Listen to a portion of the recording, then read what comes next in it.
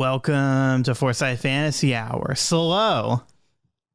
I'm trying to make that work as best as I can. I don't know if it is. It's okay. So we're back. This is episode 14 of season 2 of Forsyth Fantasy Hour, also known as our D&D campaign, Hilltopper and Pilgrim. And so we're going to get into what has happened since the last very big event that happened in the last episode. And so what we're going to see today is going to be a 2-month kind of period of what Emmi and Jak have been doing. Because you guys went on a big adventure and we just finished an arc. You guys have leveled up. We did all of that off camera. Tristan had Jak choose, he's multi-class, so he has a second level in his ranger abilities now. And we actually might have some story stuff to go with that we talked off camera. I'm very excited to share this all with you. Share this with you all. He's a 5th level rogue, 2nd level ranger. And then Emmi leveled up as a cleric, but in D&D, they just did a new playtest material from the Unearthed Arcana for a new domain for clerics called the Twilight Domain. And I felt like it fit really, really well with Emmi's character. So given everything that has happened, we have an in-universe explanation of why her magic is different now, too. So that's really exciting. But the most exciting thing is before we get into our episode, we have a promo from another podcast. All available officers, please respond to 603 at 1327 Mulligan Avenue Southwest. Suspect unknown at this time. Owner is in distress. In other news, reports of a missing child in the town of Hillcrest. There have been varying accounts of what may have happened to 12-year-old boy Jak Fern. One report claims that the boy may have been attacked by an alligator. This story comes from... There's been another bat squat signing in Hillcrest. Telling you folks, something weird is going on in that town. I'm gonna get to the bottom of it. DungeonsDeep RPGs presents an actual play podcast of the Kids on Bikes tabletop role-playing game. In the sleepy town of Hillcrest, a string of child disappearances brings together a group of kids into an unlikely friendship and leads them on a perilous investigation into the unknown that none of them will soon forget.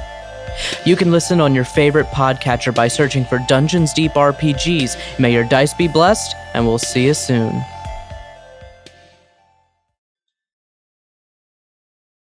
That was really cool. It's really, really cool. Yeah, that was really good. I'm super into like the Wolverine Long Night for just a bit. I never finished it. It's pretty comparable to that, actually. Yeah, really? Oh, I'd say so. Okay, that's cool. I would love to give that a shot. Yeah, so that is a promo for the DungeonsDeep RPGs Kids on Bikes campaign, which is their main campaign that they're going through now. They play other games too. They have a Call of Cthulhu campaign, and they have a few one-shots. So yeah, they're a really cool group of people. I've enjoyed talking to them on Twitter, and I'm super happy to promote them on our show. Yeah. Cool. They sound really cool people with really cool content, and I for one would love to check them out at some point. Yeah, if you like Stranger Things, that's usually how they advertise their Kids on Bikes campaigns. Yeah. It gives me a lot of Stephen King vibes. So a lot of like Stephen King It type stuff. Yeah. Because Kids on Bikes you can play as adults, kids, and teens. There's only one kid and the rest of the characters are teens, and it fits really, really well. It's a good cast, and I'm excited to see where the show keeps going. But yeah, go check out DungeonsDeep RPG. So back to our show.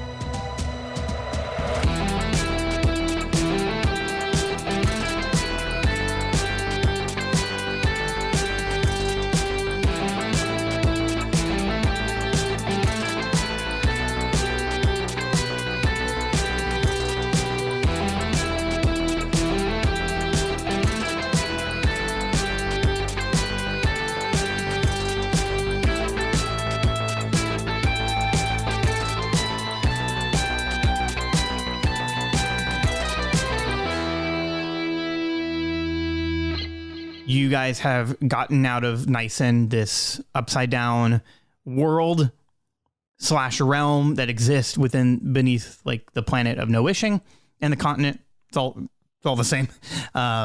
You guys saved the day, defeated the Wellforge, defeated an evil enemy that showed up kind of out of nowhere, but that's okay. Yeah. But you did lose a friend. Yep. All of the cost. There's always a cost. I am going to say that because of this, you guys, as the new departed guardians, have kind of taken a break. We're not going to do like beat by beat. So you guys were in the middle of nowhere when you got out. You've all recouped with all of your loved ones, your families, your friends. Everybody's come back together. You already had all of those moments. I mean, if there's any like key like things for you that you think you'd like to put in for the 2-month period, because I think I might have a few. We'll go into that. Because I want to know what Emmi and Jak have been up to for these 2 months. Okay. But I'm giving you guys the opportunity that this is 2 months of kind of like a vacation. So you guys, unless you wanted to, aren't doing any Wellforge activity. You guys aren't hunting for anything right now. You guys are all taking time to rest and figure out what to do next. And so at the end of the month, you guys are going to have a pseudo funeral for Gray Orange. It's more of a big party because he didn't actually die, and he's not, as far as you know, actually dead. Yeah, no, he's just in another world. Yeah, that he's stuck in And he's has no way quite of the out. survivor. I'm sure that he could survive. Yeah. You know. And there are other intelligent species there too, like the Ettercaps or He's intelligent? the who Gray? Maybe. The Scoria too. It's the Zigabest people. So there are in a Shoot, by now he's probably king of the place.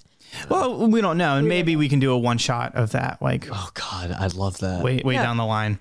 We'll talk But about for the that. most part, I'm guessing we're just emotionally spent. Yes. Oh yeah. So, yeah. That's what that sounds like. Yeah. And especially given everything that's happened with like Quentin, and who is now, as you'll find out as we go into the episode, much older. Not in a way that he's going to die anytime soon, but in the same way that in the comics, when Steve Rogers lost the super soldier serum and became a 90-year-old man. Oh yeah, he actually became He's aging. Right. Aging rapidly. That's what happened to Quentin. So he's not going to like die tomorrow, but he's he's not going to Norman Osborn in Amazing Spider-Man 2 on us. right. Okay. No, he is just an old man now. Oh, okay. Because of your level up and your abilities now, that with Emmi being a Twilight cleric and Jak getting spell casting stuff, you have some explanation on that as well. But to give some insight into that, because of your time spent in such a weird place that has such a focus of magic in No Wishing, that is my in-universe explanation for it. So Emmi, when you got back to the surface world, back to No Wishing, you realize that sort of the spells that you used to do have become different, and your connection with your deity called the Maker has changed slightly into more of a way to combat the dark. That's kind of like what the visions you've been having and kind of the feeling that you've been getting. Just like all of a sudden I started noticing things like it's dark, yet I could see. Yes. And I'm really like, what? Oh, I can see. And you found that like in the realm of Twilight, in the hour of Twilight, in dusk, your magic has actually become stronger, not in an evil way, and actually the opposite. You realize that because of Emmi's go-getter attitude and her braveness, she's not as afraid of the dark as she was anymore, and anything that could come from that, she has this comfort and knowledge that she will defeat it and protect her friends and family. That's really nice. That really plugs into just how like great Emmi worked through as a character this last arc. That's yes, really, because really before where I would normally be very overwhelmed, I just felt like I wasn't overwhelmed. Yeah, there were just moments like where you would just be like, no, I know exactly what we have to be doing, and I'm going to push for that because we don't, there's nothing more to worry about because we're in this strange place, like you were just very rooted in this last arc, and I, as both Jak and myself, I'm very proud of Emmi. Oh, It just felt really good. I love you guys, all of y'all, everyone. So that's kind of where Emmy has been in the start of like these 2 months. Tristan, let's just go to Jak. And so I would say pretty soon after you guys got out of Nyson and kind of recuperated back with everyone, Jak kind of wanted to be by himself and took some time for himself. I mean, like literally I literally walked off into the sunset. And I would say that everybody kind of understands. Oh, sure. That for sure. It's not like he's going to leave the team. No, he's mad. Or Yeah. he's like never going to come back. Everybody just kind of gives him some space. Yeah. Droopy does say, where's he going? Where's he going? And I said, let's just give him a little while. Yeah. He's sad. I would say this takes place like either within a week or like half a week. I don't know. You're gonna get hungry. I mean, Jak. I did very much later. That wasn't my concern. He was just very troubled. He has an answer for that, actually. He's very troubled. And I got myself like lost in some sort of cave, and it was, I think for anybody else, it'd have been a bit frightening, but it was very jarring to say the least. And it was quite a bit frightening because it was very empty, save for what sounded like one also very hungry creature. It was a bugbear. Oh. It was extremely large from what I could hear, and I spent what felt like days running from this thing and trying to find a way out. And it was very, very frightening, especially because I had no food on me. The only other thing I had in there was Will Free, and every time I opened the bag, he wouldn't shut up, and I had to run more. So, got really hungry and got to the point where I tried eating some rocks, and no one else was around to see that, so I was like not super embarrassed or anything. Not great for your digestion. But I was at that point like, man, I'd just kill for some fruit. But yeah, no, I was like, man, I'd kill for some fruit. No breakfast bowl, no nothing. I just thinking apples. And I'm like trying to, I pick up a pebble and I'm like, I'm sure it'll dissolve, and I ate it. And guess what, Emmy? It was a blueberry. So were you hallucinating at this point? No. Not at this point. Not at this point. This is when I found out I had the ability to turn things into berries. So as similar to Emmy with her magic got changed from being in Nyson, Jak basically just gained magical abilities, and as a ranger you can get two spells, create. and one of the spells is called Goodberry. Come on. Yay! And Goodberry is like this ridiculous thing where you can eat, basically you can eat one berry and be sustained for 24 hours. Yeah. So Jak lived in this cave only on good berries. Oh, well, that's really cool. And some strength back, got some senses back, and it was crazy because I got like a good look at the bugbear, and after that, like I was able to track him, and it was insane. So that was another way that like opened up like another like cool new ranger magic for me. I was able to mark a target, and like a hunter. Just like a hunter. He gained the spell Hunter Smart. Yes. Okay. And I was just able to track this thing, and using some wits about me, just got my way out of there, and it was quite frightening. I'm a little sad because I did end up having to trap the bugbear in there, but I'm sure I didn't care. I made my way out of there, and better to have you back. Things led to another hitchhike, and found my way back to everybody else. Yay. But yeah, that was a nice little funny little episode 0, and I can make berries. Yay. Oh, I was really excited to read the Hunter's Mark spell stuff, and I was like, oh, for sure I want that, because I was like, this is really cool. I feel like this is something he'd have. And I had trouble picking that second one, and I was like talking about this story with Scott here, and I was just like, you know what? The story is real now. And that's how he made berries, in desperation. And can you imagine how excited Droopy's going to be to watch you do that? Oh, yeah. Oh, he's going to be like, make another one. Again. So within this 2 months, obviously you guys are going to have a party for Gray. That's at the end of the month. Okay. So like that is something that I have that is going to happen. I wanted to know what you guys wanted to do. I mean, if it's just the extent of we want to just jump to the party and do that, or because we have like 2 little moments of like stuff that's already happened. Mm-hmm. If you guys wanted to buy new items, you could call up Gimbuck and meet with him. There's stuff like that. I do have a one thing. Okay. When we set out the last time I left the bunker, the whole point was to set out to go see Elliot. Yes. And when we left him, we told him we will be back for you. Okay. So after a long kind of like, week of grieving and just kind of hanging out with Droopy and just kind of, Once I get back. Yeah. Kind of thing. I wasn't worried about you, but you know me, I probably was worried about you. Right. But anyway, but after all that, I did say to Edward, I would like to go and collect Elliot. Okay. Because we told him we would. And I wanted, now at this point, it's kind of like, I just want everybody I love around me. And I was like, is there any way we can go get him? Sure. So that was in my mind. I requested that, but. Okay.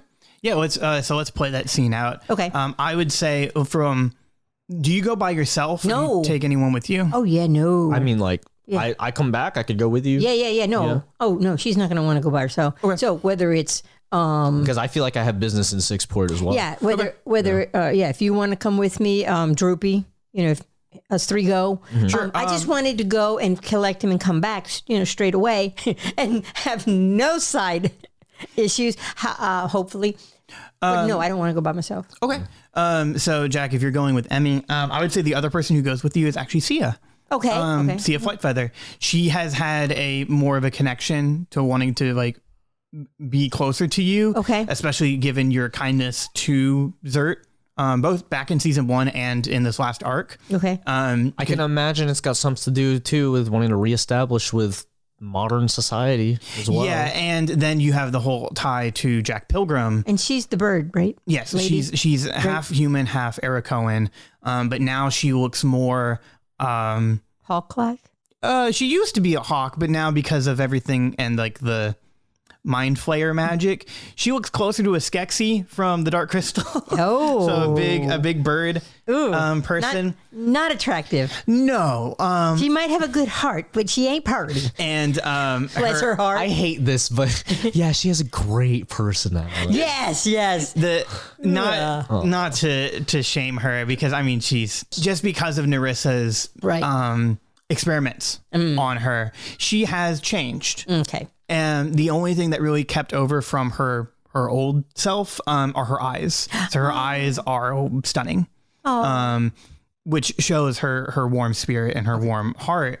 So luckily, she kept all of that. And beauty is the eye of the beholder. Mm-hmm.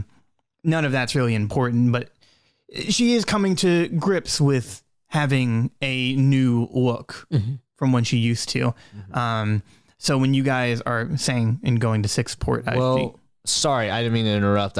I'm wondering too, because my other thing was wanting to check in with Ophelia, and I would assume that she goes back to the bunker as well. So I didn't know if you wanted to say hey, maybe she comes with us, because it's it's Sixport as well. We got to tell Jamie what happened. Yeah, that's kind of what I figured you were going with. Yeah. So we can do that. Sia, we're gonna have a big party. Oh yeah, huge party. So Sia, Ophelia are the two that go with you, and him and Jack. Okay. Yes.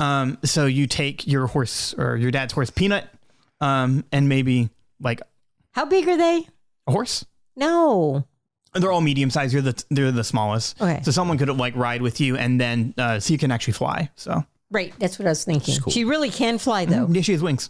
Awesome. See, I'm jealous. I'm cool with going, but I'm very frustrated that I'm walking, because I'm gonna assume that I'm nice about it, and I'm yeah, everybody Let can the go. ladies Yeah, ride. go ahead. And I'm just I'll walk. It's fine. We can take turns, Jack. Maybe I can talk to Will here. Oh wait. Hello. I hate you. Closes the bag. So it takes a while, because Sixport was pretty far from the bunker. I remember. And you don't use a magical spell; you just end up going. Mm-hmm.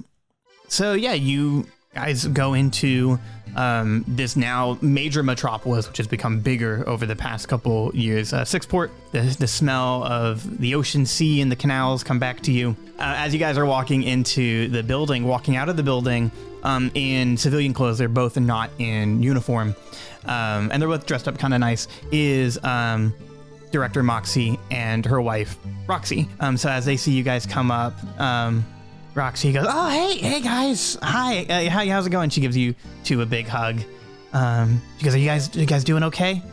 Yes. Got back while ago, and just trying to play catch up, I guess. Just sort of back in town. No, I know exactly what that means. Oh my goodness, I had so much paperwork to do. I can imagine. When we were gone, wasn't even really that long. I just had a lot of stuff that I hadn't done yet. Like you do actual bureaucratic stuff. Like I'm sure there's a lot going on with that. So yeah, so she's just like, well, we got to get going. It's kind of date night, so we're good. Have fun. Oh, hey, it's good to see you guys. And as they walk off, Moxie kind of tells Roxy to wait, and she walks back up to you guys. And as Ophelia and Sia go into the door, Moxie goes, "Hey, Emmi and Jak, could I talk to you for a second?" Sure. Yeah.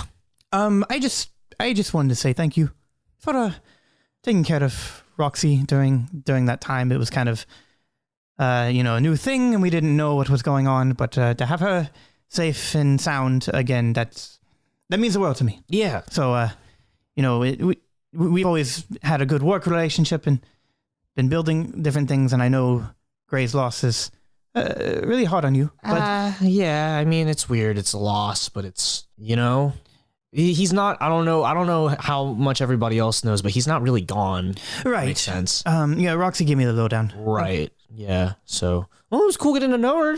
You're very lucky. Yeah. She's a big asset. Yeah, she is. She is wonderful. We will be at the celebration for him later. I know you guys are planning. Okay. Good. But I just wanted to make sure that like, not that I'm indebted to you, but what you did for me just means the world. Oh, yeah, sure. We got you. Yeah. So go enjoy yourselves. You're welcome.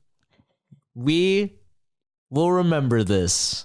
And she goes, Boxy will remember this too. And she walks away. And so the two of them go off.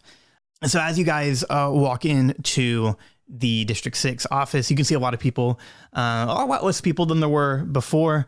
Kind of this whole new thing of Nyson, and because District 6 technically deals with magical crimes, so they don't really know how to deal with this situation, or to even where to put the Pumice, which we'll get to after all of this. Yeah, right. We're dealing with immigration. Yeah, it's like, where do they go? Yeah.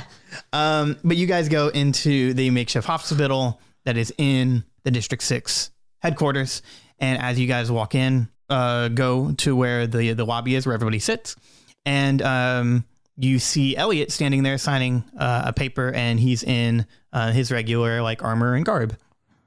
So he looks over and sees you, goes, "Hey, well, hey there, guys. Hey. Oh, good to see you. Good to see you. Oh, good to see you too, looking spiffy. Well, thank you. Yeah, I was just cleared. So, this is perfect. my whole treatment, everything that Jairus did to me for the past 20 years, it's all good.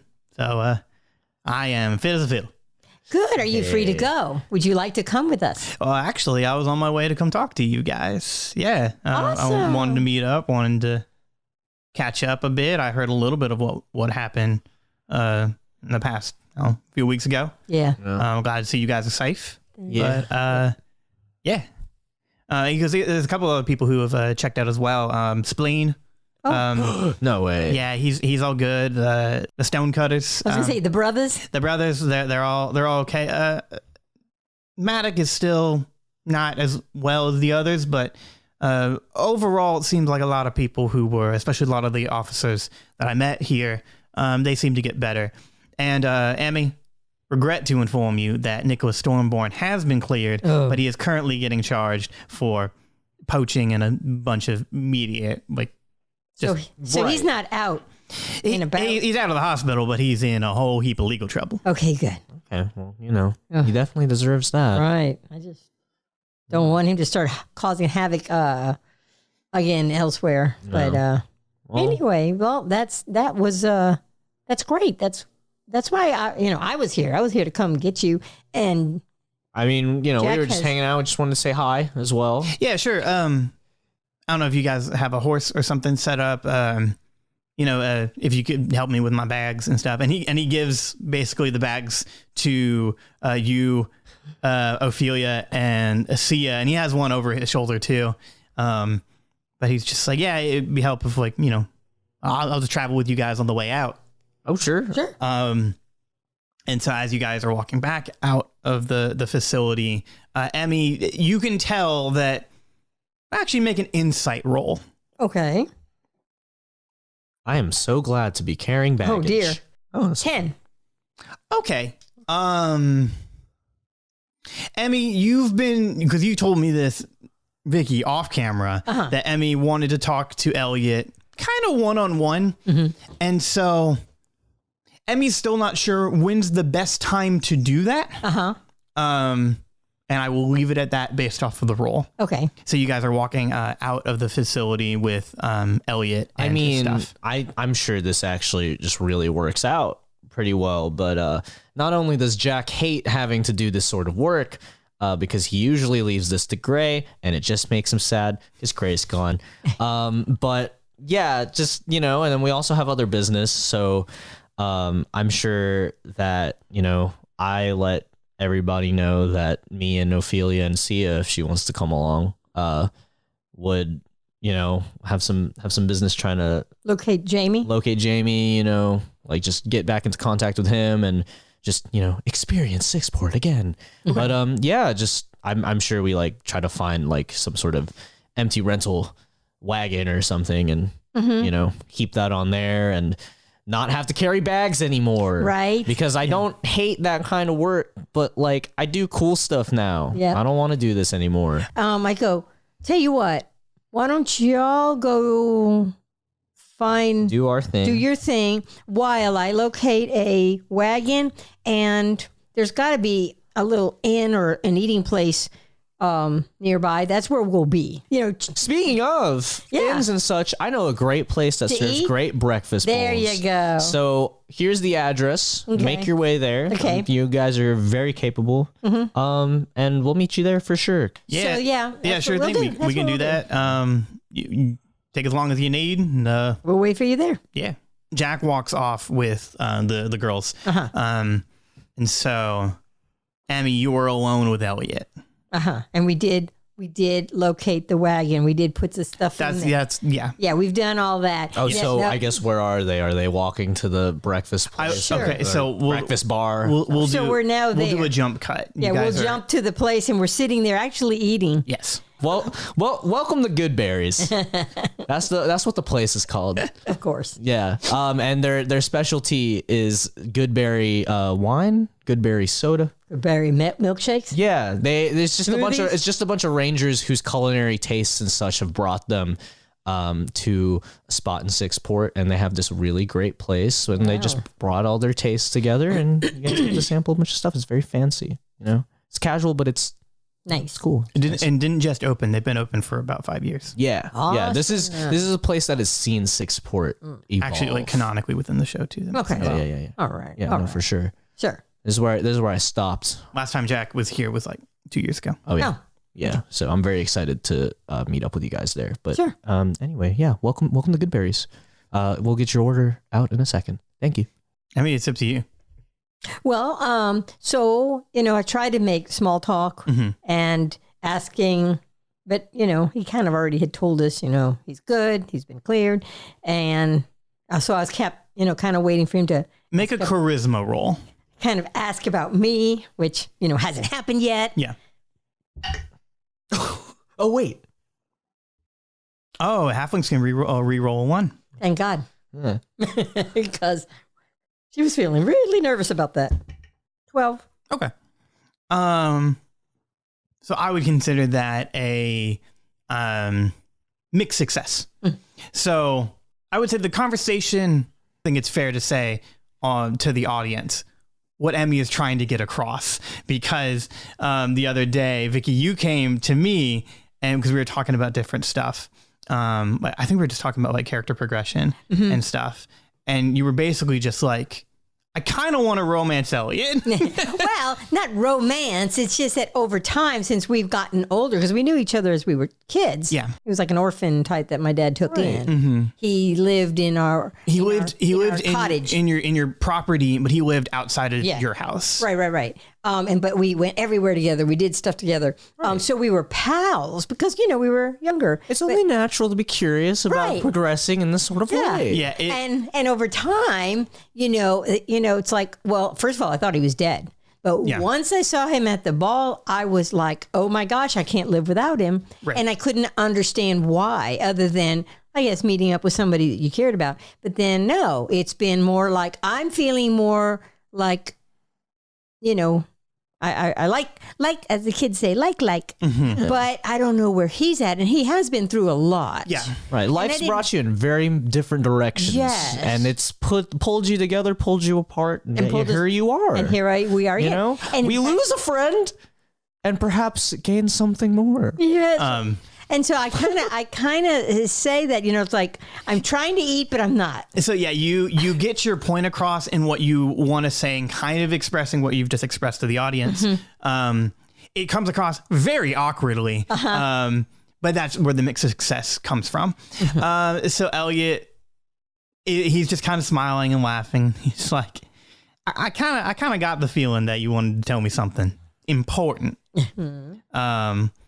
And, I'm in a time and place where, don't have a whole lot to attach myself to other than stuff that's familiar. So, Emmy, I'd say we give it a shot. Hey, if it doesn't work out romantically, we can always be friends. Right. And that's the important thing. I don't want to rush nothing.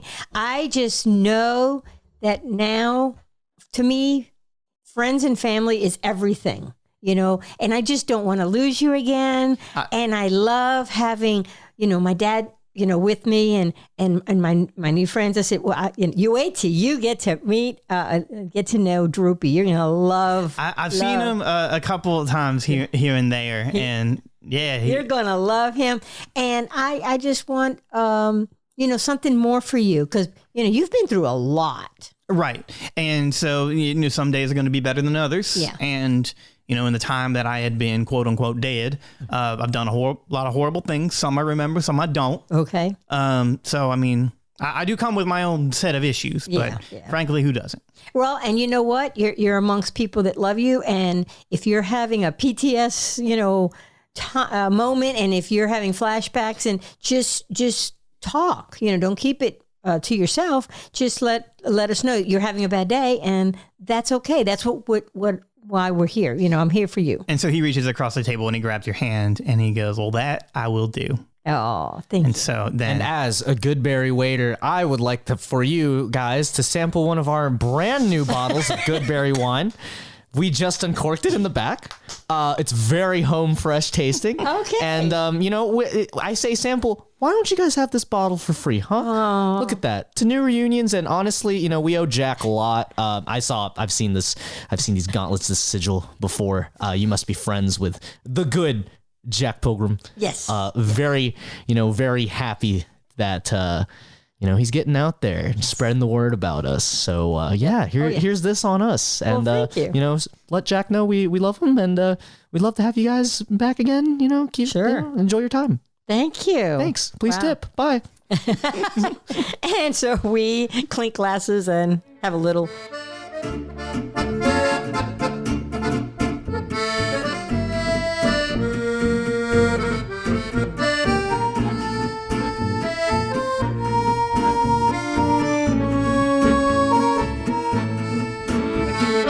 Well, we will cut to Jack's scene later. First of all, I want to say, proud of my mom for making character moments and wanting to date a fictional character.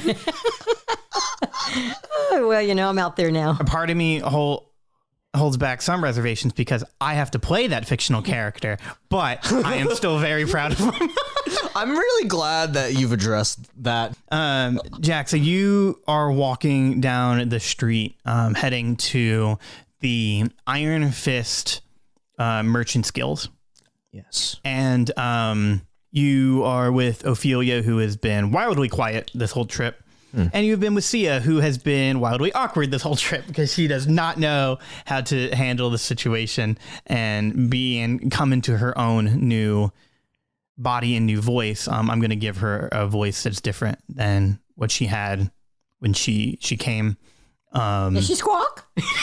I mean, it's close to that. So Just still carrying a character. Oh my god.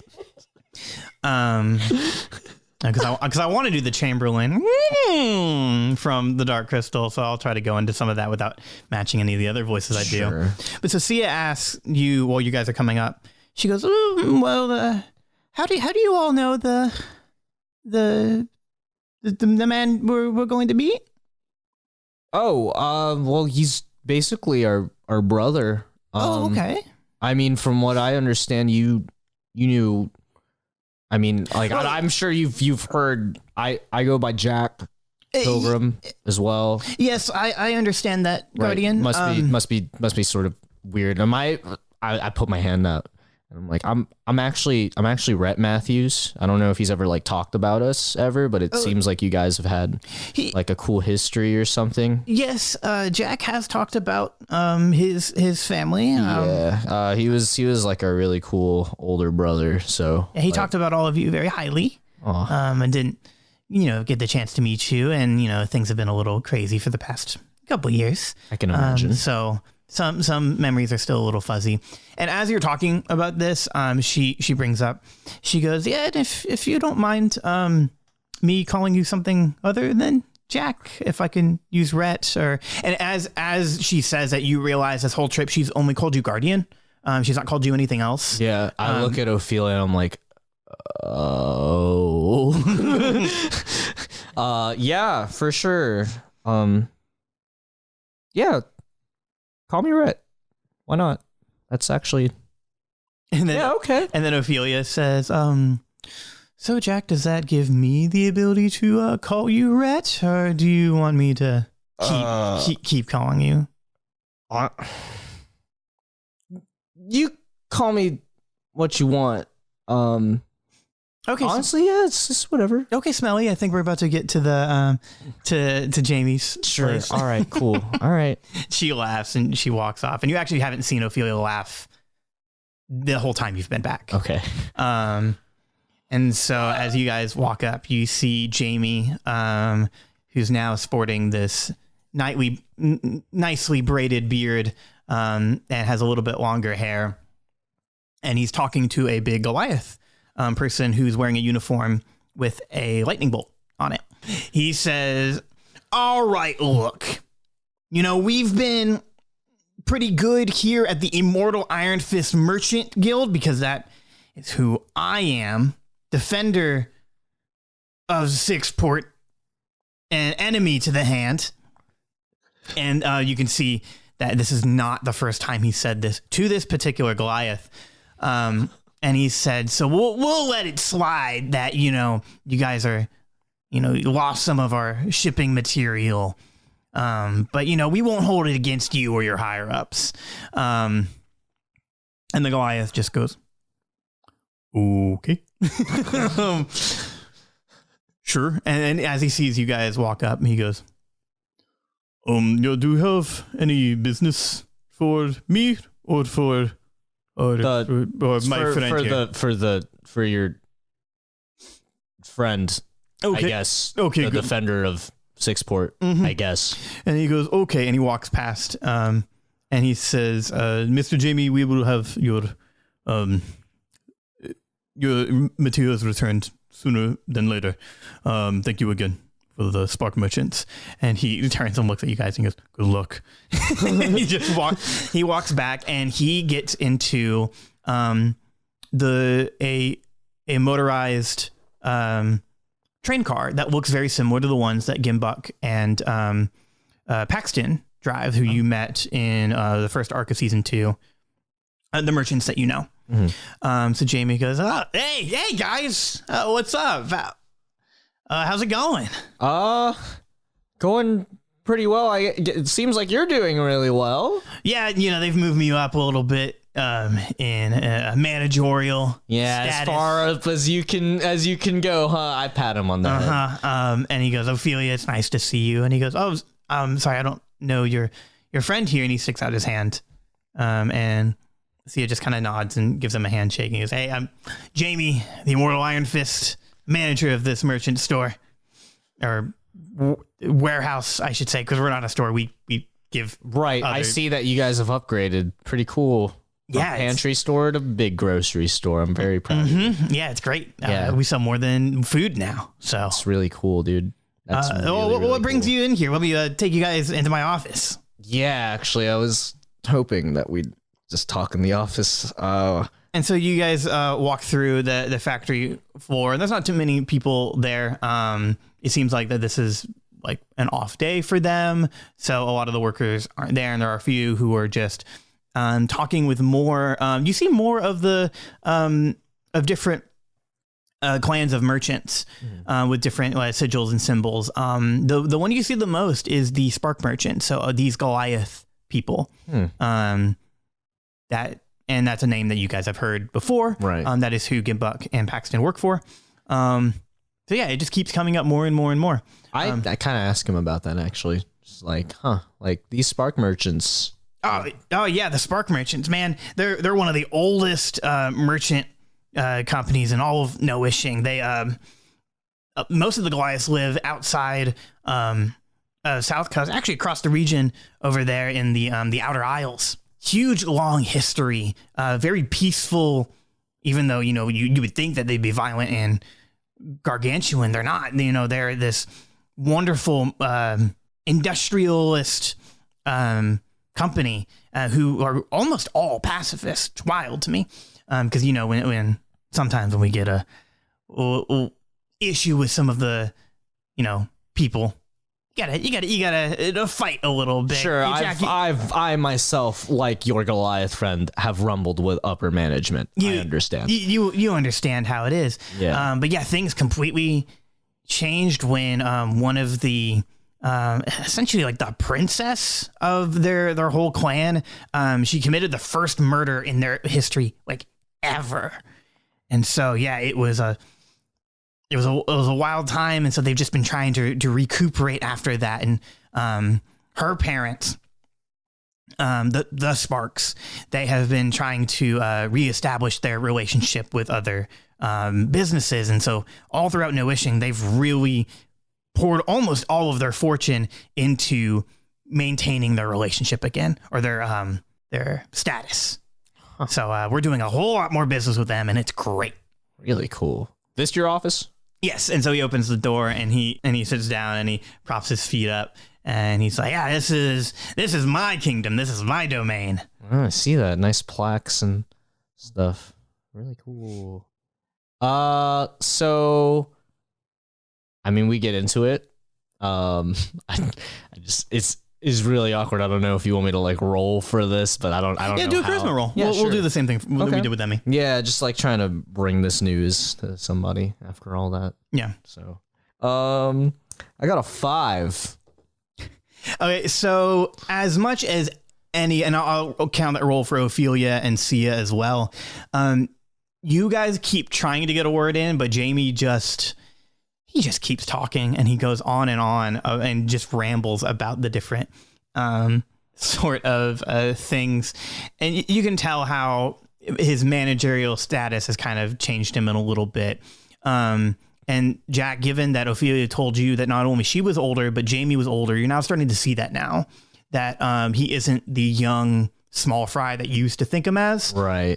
He is not unlike Maddox Stonecutter. That is the biggest person you're getting the vibe from. Good.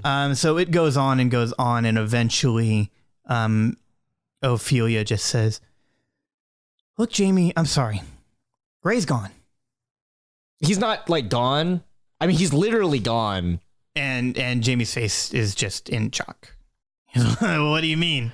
Okay, well, first off, he's not. Well, we don't know if he's dead. Listen, here's the lowdown. So I catch him up on what I've been up to in the last arc. Mm-hmm. And just like give him the whole lowdown of that, and just basically end it all with like, so Gray saved me and a really good friend of mine. You remember Emmi, of course. Yeah, I've heard you. I'm familiar. Yeah. But yeah, he's down there in Nyson, and it's going to be a long time before we even have the chance to see him again. And Sia goes, well, if ever. And Jamie just kind of gives her a look. We and just he goes, all turn to her. And he goes, well, like... And I'm sure you tell him about the celebration that's going to happen. Yeah, too. so he's we like, let well, him in. And I mean, like, what do you mean? Like, so there's no way of getting him out of this weird world? I mean, not so far as anybody knows, man. Like any form of magic. Like, Ophelia, you're a wizard and stuff. You know magic more than anybody. So anyway, and she just goes, not of my skill level. No, yeah, we dealt with something even far beyond that. What we would know, we would have to know someone who knows an extensive amount of magic, or even the outer world magic than we do here in Oishing. So yeah, I mean, we just got like horseless carriages, man. Like, this is way beyond us. So, and then Sia perks up and she goes, well, not to get your hopes up, but there is something. what? So in the person that Gray killed, Mr. Jamie, so I worked for her and I did a whole bad things for her. And there was a way that she would transfer her consciousness and her body into Nyson, and that is how I ended up going down there. I'm not saying that we can get him back, but... I mean, definitely if something's possible, I'm not against it. And Jamie says, well, now I even got a better reason to come to this party. Yeah. Yeah, for sure.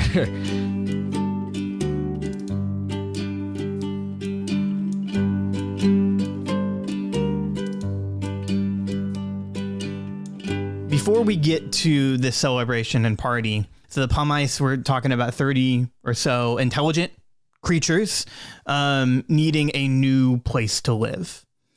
Yes, they could be located into like a city or somewhere. I have an idea in mind. And also, like, as this being a decision being made, like, would we actually be talking about this, like, with officials? Or, because, like, who's making, like, we're the Departed Guardians are making the decision, but, like, if we're making this decision in the bunker, that's, like, that's like S.H.I.E.L.D. if it were real, trying to make big decisions about a whole community of people. You know what I mean? Like, So, yeah, I would say that it is Emmi, Jak, and Quentin talking with Blue, Zigabeth. No. I mean, the director of Sixport could be there too, because I mean that does kind of involve them as well. But really not unless they end up in Sixport. Sure. If there's someplace else, then Right. they're not going to really right. My care. thought is just like who's all Wherever going to they're- be in the room making the decision. Well, and wherever they end up. Yeah. Like that. No, those for sure. Yeah, those people. So what you said you had an idea. I really don't. Yeah, so when you guys are having sort of this meeting official, this is just in between the 2 months. I don't have an exact time for this. Quentin brings up Sundew. Uh-huh. He brings up, it's a small kind of village town. There's not that many people there. Like, there's already an assortment of different cultures and people there. The people who run it. So having about 31 or so new people, because Zigabeth is going to live with the Pumice as well. Okay. And Sundew is a smaller little community, not like that bustling Sixport and all that. I mean, it sounds I always thought that they should be someplace kind of in the country or suburb, bish. Right. Yeah. Just because they're so little and they are not familiar. I mean, yeah, Sundew sounds great to me too, as we're all floating this idea around, honestly. It's an independent location where the Pumice can live in a community by themselves, or they can live in a community like amongst those others. Yeah. Honestly, too, like as you're talking about it, like wanting them to be in a smaller space, I'm sure it got a lot smaller once we all moved our operation, because it was like Quentin and everybody like running that space. And, I'm sure there's an adventurers like area there still, but like, again, like this has got to be like a bit smaller than we remember now. Yeah. That we've moved around, and I'm sure more people have moved in the Sixport. Right. So Yeah, that's a good location for them. Okay. Oh, so we're all in agreement? Yes. Yeah. Okay, cool. So you guys are in this, it's about dusk. It's this nice lit area, almost has a luau type feel, because it's close to, Quarter Keep is in the middle of a peninsula. And so the actual keep of the Guardians sits in like above like a lake. Oh, and stuff. Really rad.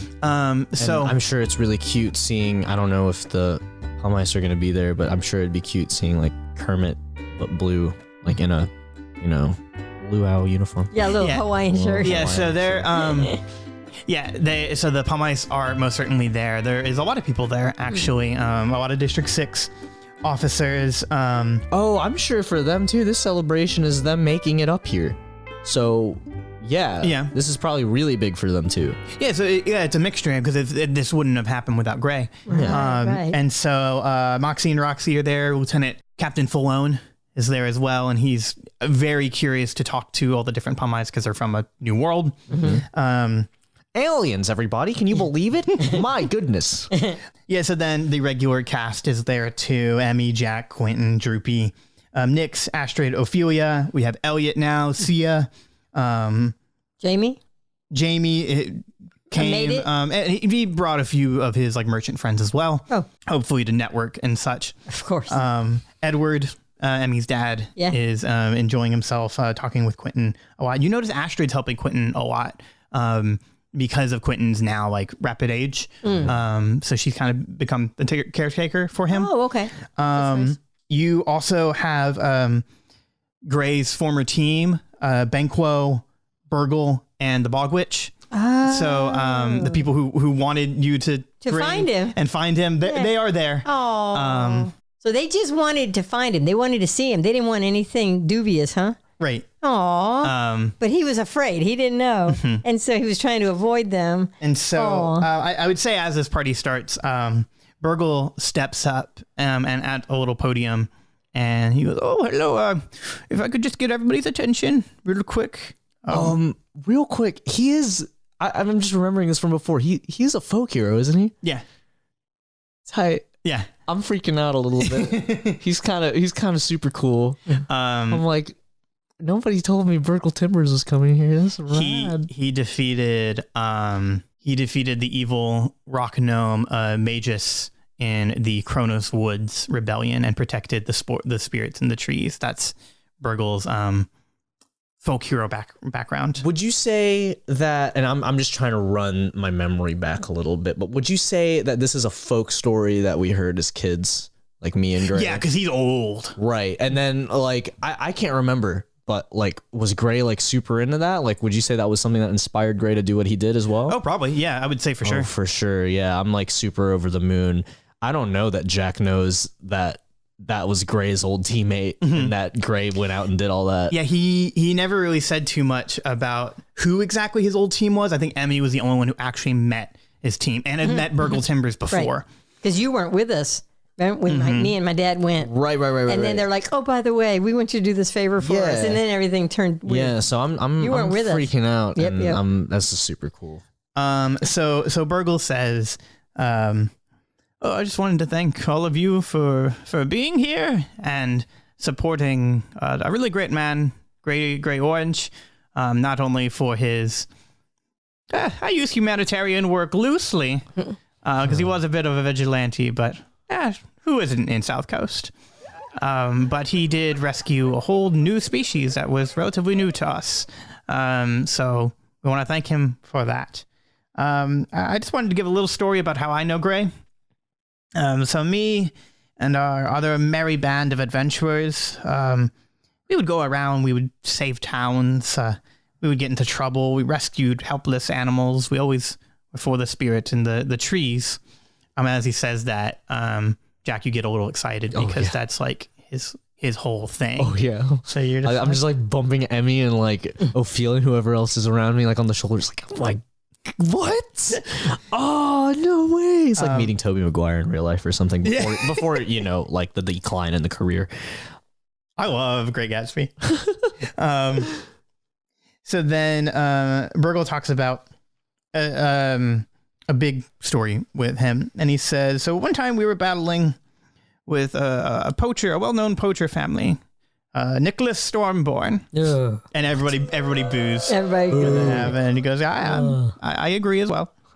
No way. He says, I got attacked and I nearly died. I was so frightened. I'm a well-seasoned adventurer, obviously, because I'm ancient. But this was a time I thought I wasn't going to make it. And if it wasn't for Gray, I wouldn't have. And, you know, the Stormborns escaped, and in the moment of fear, I gave my most prized possession, my family carving tools. And he starts to get like really choked up when he says this.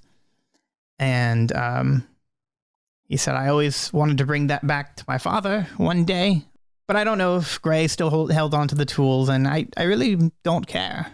I just felt bad because Gray took the blame of that mission going wrong, and for nearly getting me killed. We had a close relationship. He was close to everyone in his merry band, whether it was our group or it was his old family, and he points at all of you guys at the tables. And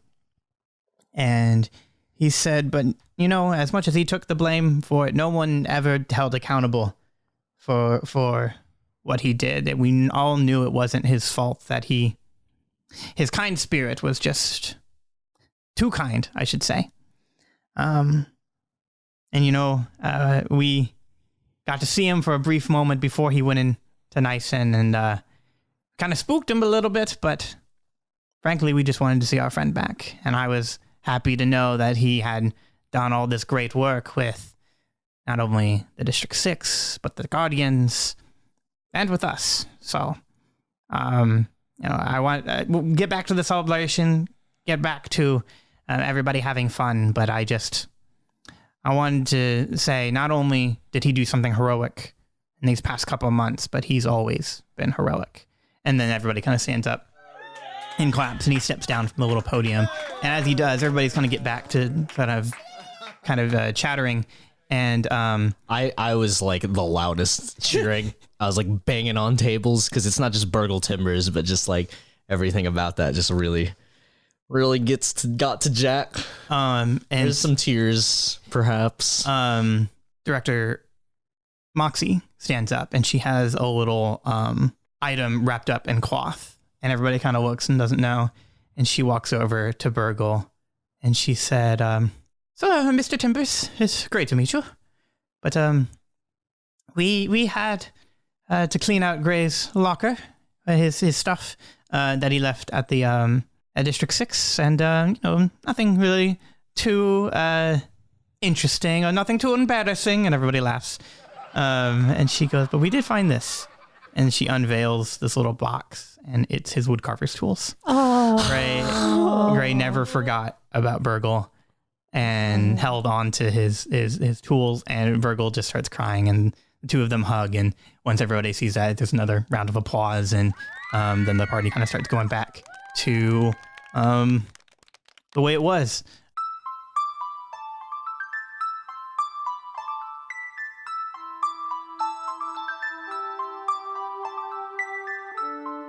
So, Jack, you said you wanted to check in with Ophelia.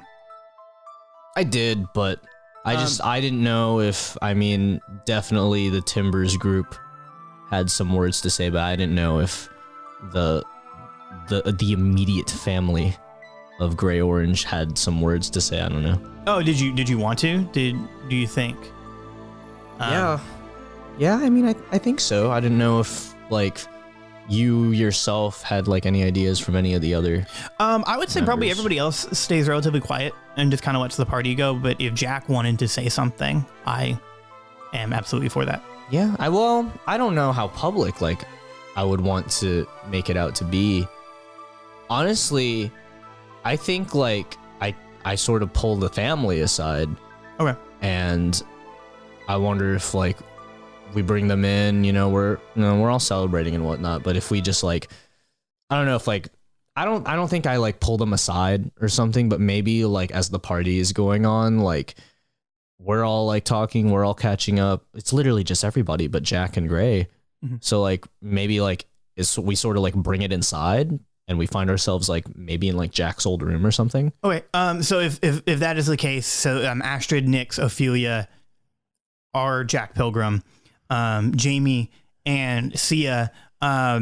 Sia is taking you guys to Nerissa's old her old room. Yeah, and I mean like so I would say like we're doing all that too, just to also like learn from Sia what it was like with Jak as well. So and she gives you some stories and based off of Nerissa's talk and Nerissa's attitude, you can tell that Sia and the Paladin Pilgrim did share a romantic interest, but never went as far as the two of them wanted it to go. And I mean, their romance was cut short due to both of them kind of dying. Yeah. That will put a damper. It would. I don't know. We're a couple of drinks in. I get a little creative as we're talking about all that. And just canonically, like just with the last arc, when we were just chilling in the castle, mm-hmm. we were with Jak as well. Yes, you and both have said that you can project your spiritual guardians as a Star Wars style hologram in your hands. Right. I just sort of call him out on my gauntlets too. So when Paladin Pilgrim shows up, Sia gets she doesn't really know what to say. And Paladin Pilgrim just kind of laughs and he goes, Sia, you're as beautiful as ever. And she just kind of like looks and gets a little embarrassed. And she goes, well, you too. You're a little bit dead, but that's all right. I knew death couldn't stop you. And they laugh. And so they're having a little bit of some like idle chit chat. And you're just kind of standing there with your hand open, like as a third wheel.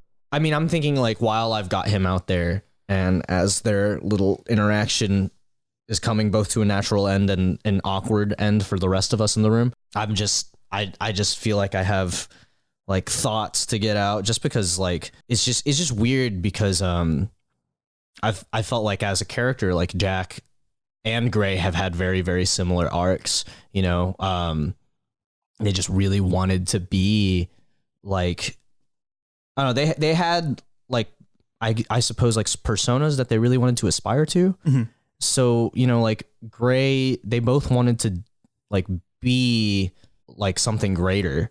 And so for Gray, it was like being heroic in a way that was very humanitarian, very, like Ranger-like. And we would give each other like a lot of garbage, but we were both very, really proud of each other. These are just thoughts I'm sharing with everybody mm-hmm. in the moment. But I'm just also thinking, he did what he did. And honestly, like, I think that as Jak Pilgrim, I've been doing what I've been doing as well. My thought is, I've been Jak Pilgrim for so long, and that was sort of like, just like Gray had once been Totem, this was sort of my totem as well. Like I wanted to use Jak's like good name and carry that on in his goodwill.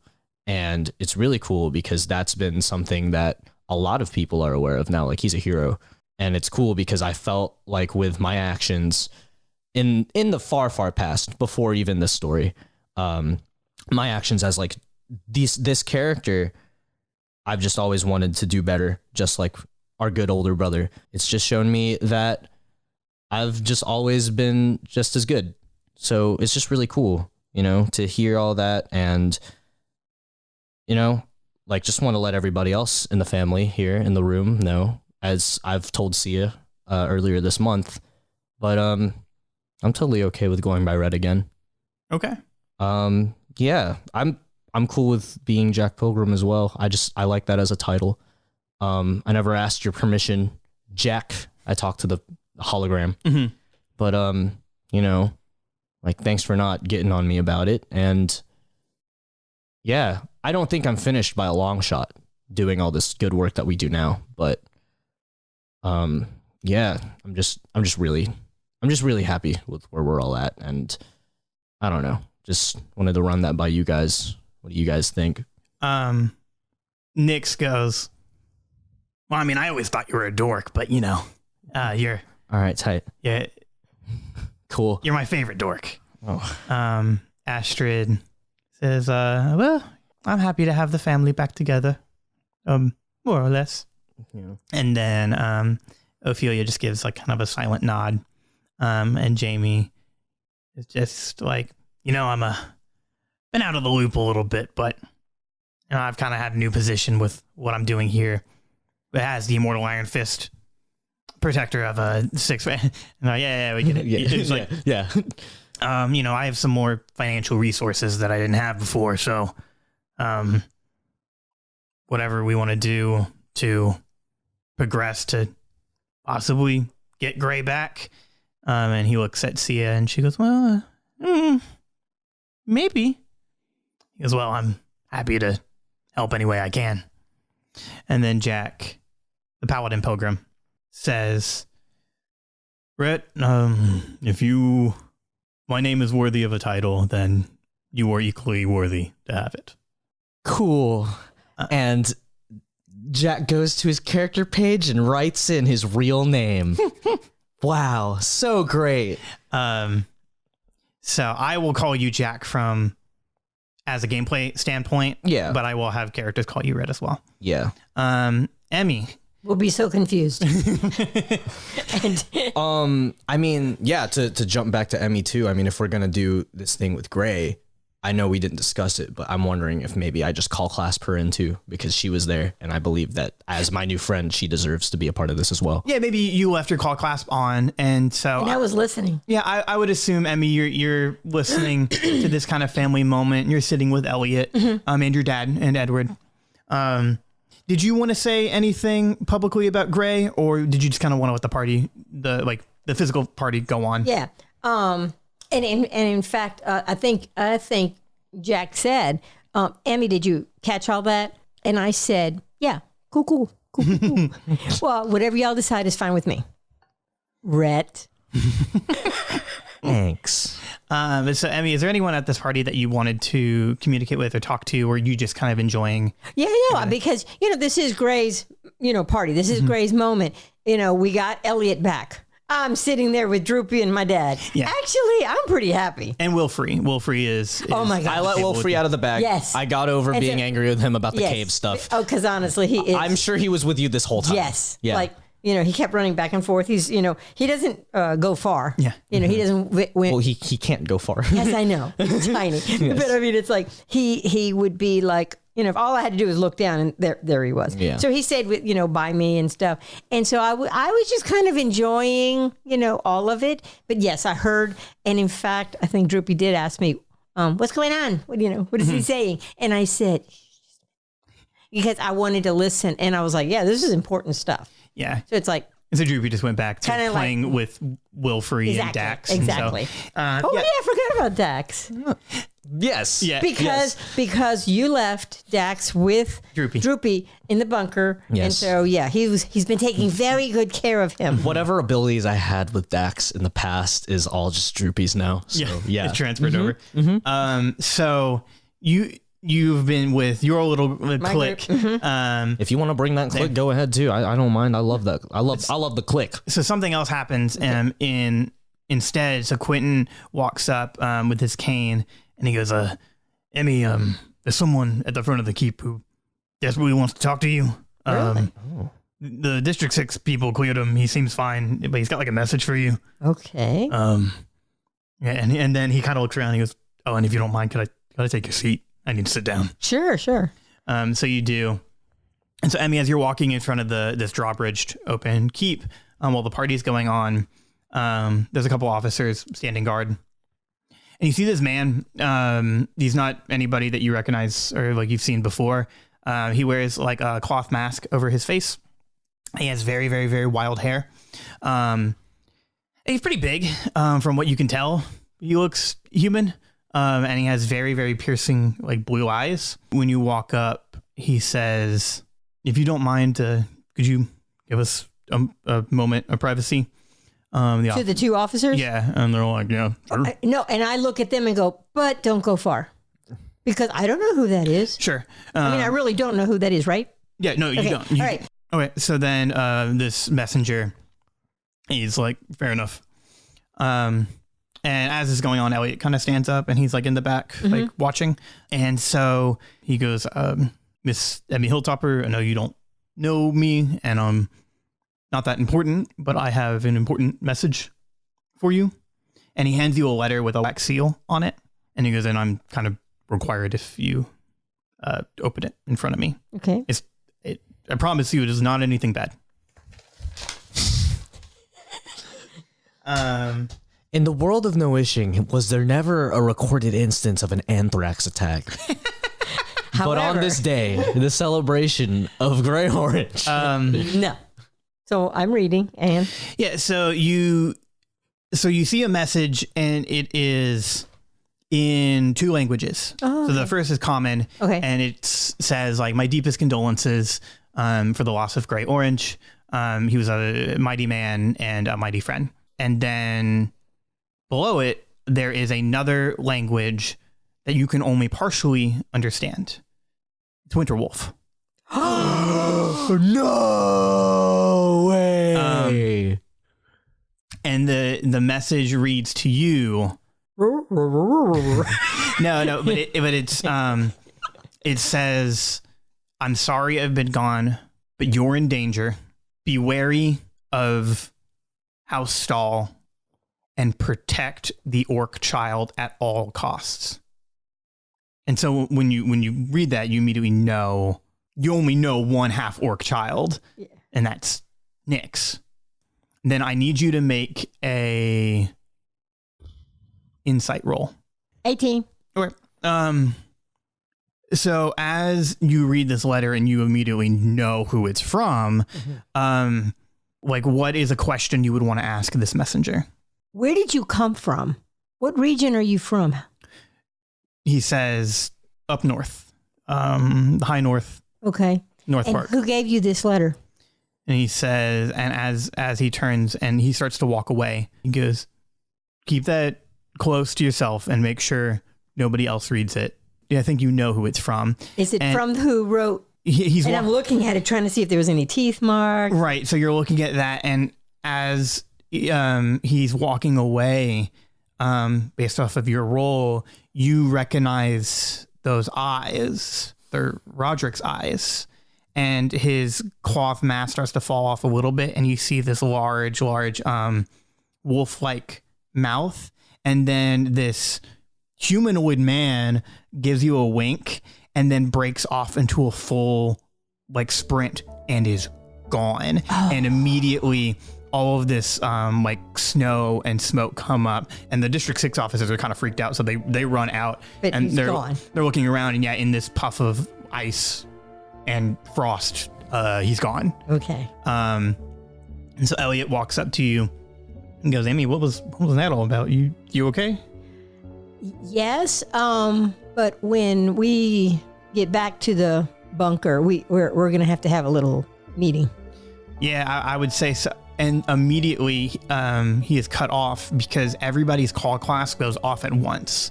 Everybody in the room, almost like an Amber Alert. Yeah. And so you hear this loud siren noise, and a lot of people just take them off because they're like, whoa, this has never, ever happened before. But you get a PSA from the ruler of No Wishing, Orion Stahl. Hello, good people of No Wishing. It is I, Orion Stahl, Lord of the North and leader of the free world. This message goes out to all to inform you with great relief that the war is over. This long-standing feud between the Calling Hornets, these orcs of this dreadful regime, and the good creatures of the galley has finished. The orcs have surrendered with minimal casualties on both sides. So, continue your lives, your duties, and your festivities. And rest assured, you are safe under House Stall.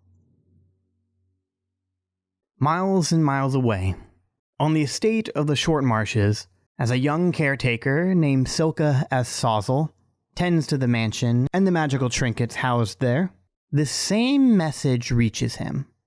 He moves to his radio perplexed and fascinated, and then he returns to his job, protecting the Short Marsh estate.